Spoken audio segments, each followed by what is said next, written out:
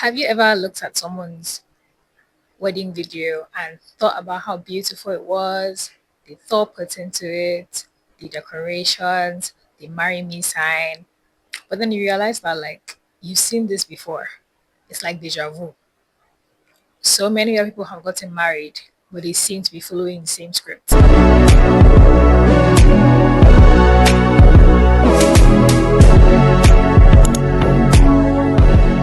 Hi guys, my name is Stephanie and welcome back to my YouTube channel.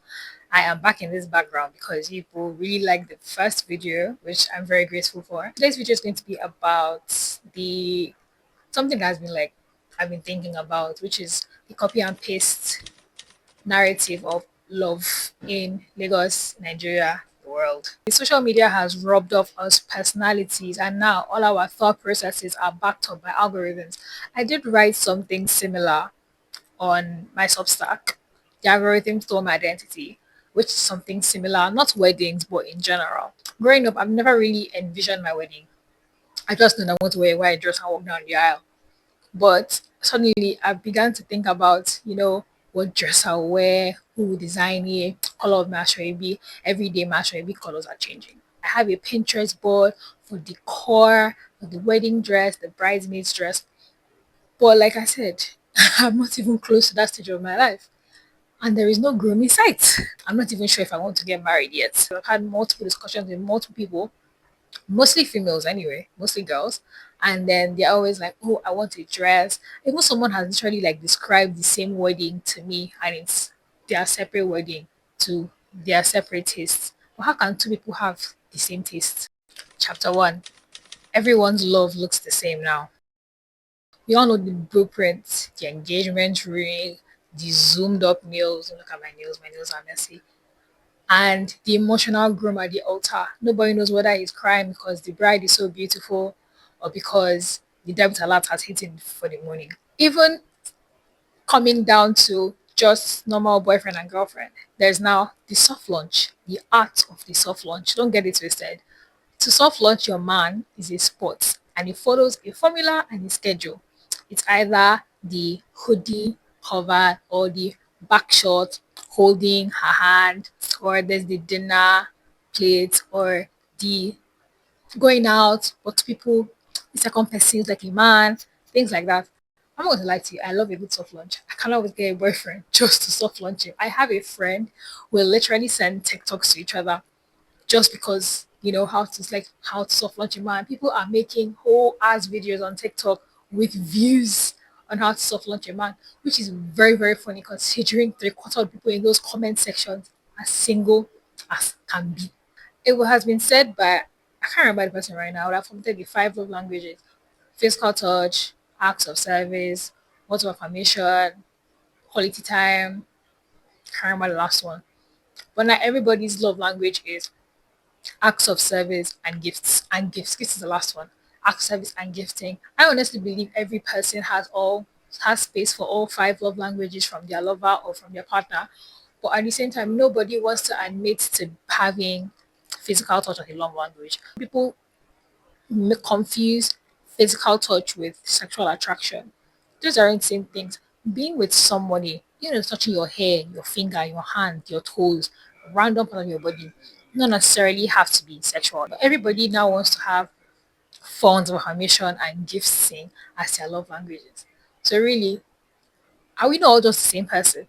Chapter 2, the girlfriend proposal. That's one of the most popular things on social media as well. There's the either going out to lunch or dinner and the will you be my girlfriend? Can I be your boyfriend? Or you'll be my girlfriend if your man is not hearing word. Then there's the one that was trending, then people doxed was the one of people going into like hotel rooms and they'll have the will you be my girlfriend on the wall and the roses on the bed. And people were like that, oh, he's just doing that to sleep with you, something. But if I'm being real, a lot of people, if they're already dating for a period of time, they probably, it's like a 50-50% chance they probably have slept together. So why is that day so significant for them? And why do people just choose to dox it? Because people went from loving it to hating it because half the internet suddenly now hates it. I'm not going to lie to you. Some people actually do a lot just for a girl proposal. I'm just wondering, if I'm doing this for girlfriend, what would you be doing for wife? I'm not going to say I'm above it all. I am a victim. I want a girl proposal. I want a little date, a lunch with the can I be your boyfriend? Because you're the one asking me. I'm not asking me. I'm not asking you. A cute bracelet, flowers, something cute to commemorate it, something to put on my story, just for for girly sent to the group chat to feel nice, feel good. Even though it's peer pressure, yes, I agree. At the same time, these trends have just become ingrained in us and how we behave. Coming out right and saying that you want to be with someone is a big deal. Like, people no longer, there are a lot of situationships, there are casual friendships, there are friends with benefits. There's the whole baby mama culture. Let's not even reach that side first. The fact that a lot of people or your man comes out to say, or your partner comes out to say, I want to be with you openly in front of people. Doesn't mean he won't cheat on you, sha, but at least he tried. Like, he made the effort to make the commitment. That's probably why a lot of girls really do like this effort to be shown to them. I think it's sweet. I think it's intentional. I think it's nice to want to do that for your girl, to make her happy, to make her smile. The fact that he wants to mark this moment, mark this day, is also a very intentional thing to do. Chapter 3, the bare minimum Olympics. Typically, the bare minimum has to do with something that you should be expected in a certain situation or relationship. Certain things like complimenting your partner, like being there for them, is bare minimum. But then there's some certain things that you can no longer classify as the bare minimum due to geography. For example, if you want a man or you've been with men that give you flowers and dates and all of that every time, that's lovely. Keep to your standard. It's working for you. Carry on. But you cannot be a 21 to a 23-year-old girl dating a 21, 23-year-old boy. Because that's not a man, that's a boy. In Nigeria, they probably have just about finished uni, give or take. They're just starting their lives. We know how the job market looks like. Maybe 10% have good paying jobs when they leave school, and that due to excellent merit, nepotism, things like that. But you cannot expect someone that 21, 23, just starting their life, and they said, okay, I like you. It's better for you to let them down easy than enter the relationship and begin to stress yourself and stress the guy. If you want a certain thing, go for people that give it. Don't look at your For You page that has been tailored to the American society that shows 22, 23-year olds working, buying cars, getting jobs, getting their babes things. These people have different lifestyle. They work from 16, they start acquiring jobs, working in places like McDonald's, in retail. Before by the time 23, you have a good amount of cash in your name. Unlike us, where a lot of people that go to school, they don't really start working early. A lot of internships don't pay in uni. Maybe even when you're done, so you have to beg some of them to pay you. You cannot say your For You page looks like this and this is what your man to look like. It's really not fair to any of you. Not to say that young love isn't fun, isn't fulfilling. Definitely, to be in a relationship, you both have to have some certain level of financial freedom or buoyancy. So you can go to a mid-level restaurant, an ice cream factory, pizza, there's some at Havana. I'm really not sure, but there's some mid-level restaurants that you can go to. But because you saw one low exposure video of one babe going to Cali, do you know how much better food in Cali is? It's not for cheap people, though. If you know your man generally cannot afford that, not because he's not hardworking, but because the economy is just not in a lot of people's favor right now. It happens. You cannot just make somebody else feel bad because you can't do certain things based on what you've seen on the internet. Message to men: if you want to move to a woman that you think you can afford, that you think you can handle. You can't be in a 9 to 5 earning 250K and you are going out with a girl that her Instagram highlights are different countries. Make it make sense. And you now want to come there and woo her with your personality. Personality help. This, this babe is probably used to dating big men, rich boys, Yahoo boys, and you, your humble self, your mother loves very much at home. You want to come and put yourself in such situation, and when she starts stressing you, act like out of the ordinary. No, she's used to certain lifestyle, and she expects you as her man to continue to keep up that lifestyle for her. Tradition versus aesthetics. In Nigeria, we have a lot of cultures. We have the three main culture as well as the other cultures that people forget to recognize. I can't remember right now. I'm very, very sorry about all of those cultures. But there are different things from different cultures. People begin to pick and choose what they like. My father is Igbo, so I will most likely have an Igbo wedding. My mother is also part Yoruba, but I will be having a mixed wedding. And there are different cultures from different things. Now, in you have the Ibanku, you have the celebrations for the Yoruba, which I don't know their name, but things like that are part of our culture that continue to make us who they are. People have now turned those ceremonies into big shows rather than the actual presentation of culture as it means to the wedding ceremony, right? There was one the Kego 2025. I think it's Kenya and Go. I think so. Kego 2025, where the babe came into her traditional wedding on like that thing that they were carrying. They carry like queens and princesses and kings on. Love that.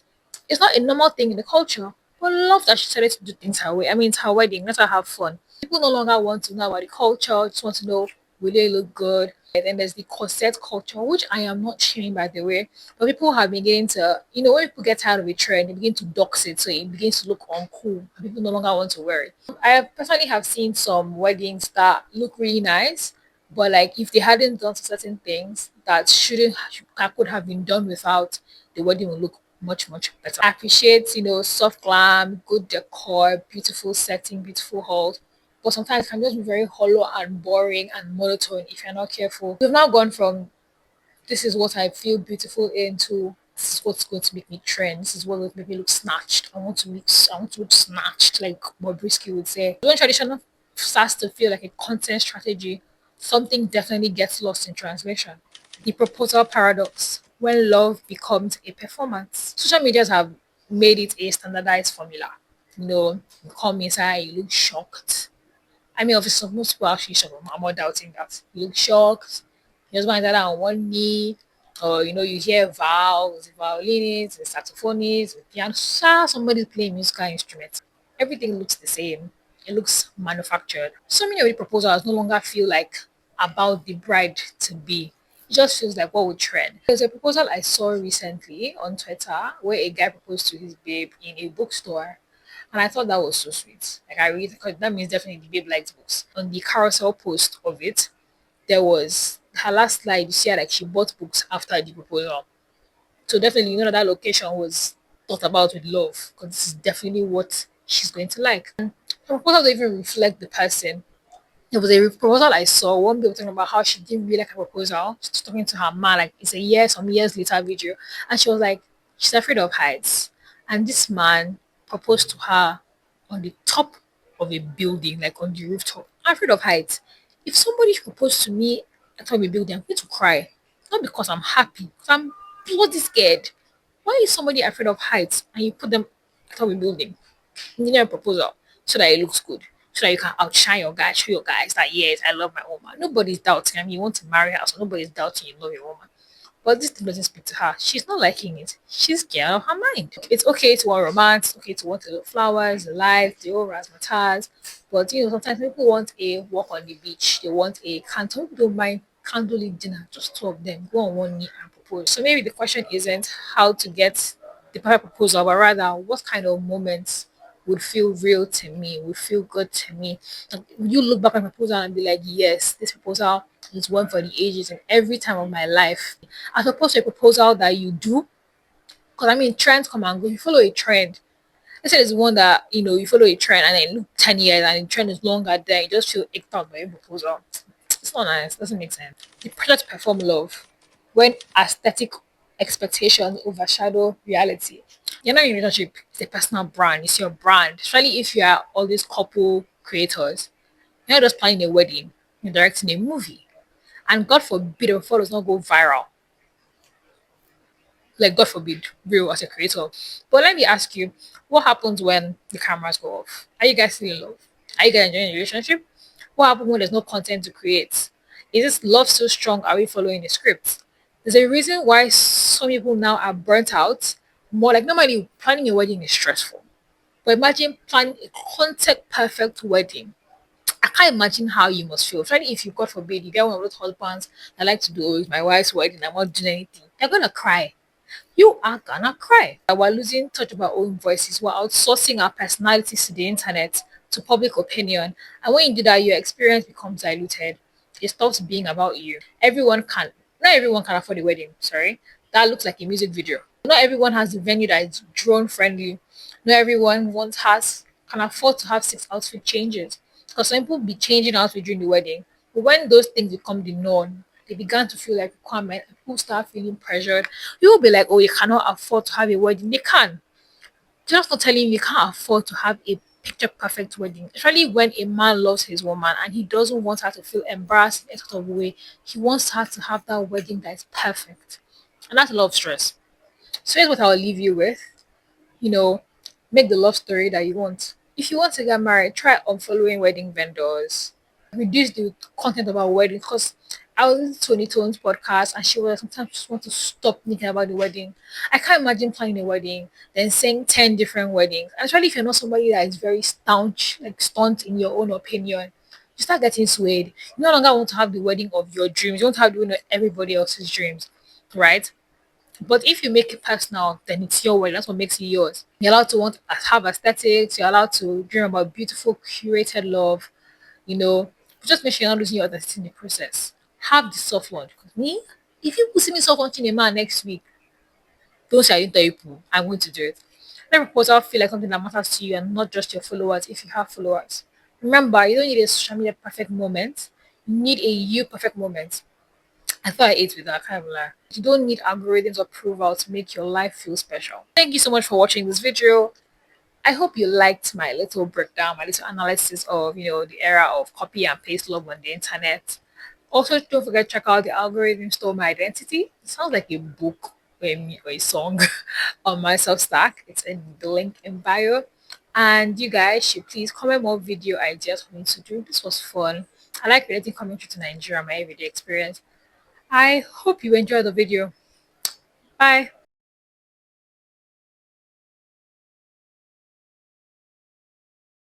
Big